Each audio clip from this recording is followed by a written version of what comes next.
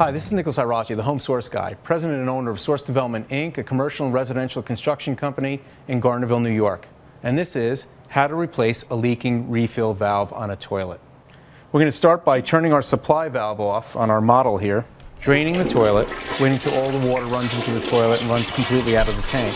There's going to be a small reservoir of water left.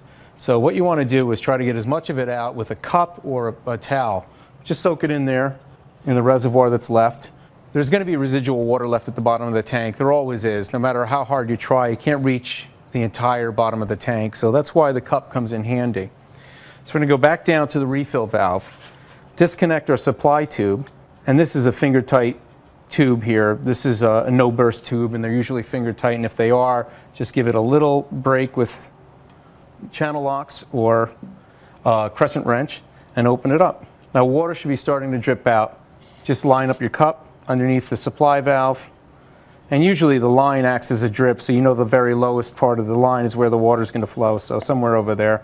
Try to push up on the supply line as much as you can. We're going to take our crescent wrench. There's one retaining screw there. We're going to loosen it up, loosen the nut off, and remove the nut. Hold the cup right underneath the refill valve, lift up the refill valve, and wait till it drains out. Once the water's out, dump it into the toilet, get rid of it, do whatever.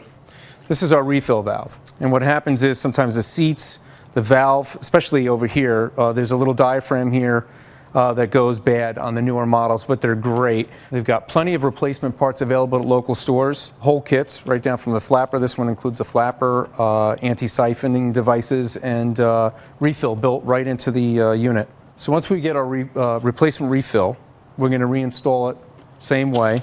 Make sure the rubber gasket is on the end of the refill. Place it into the hole.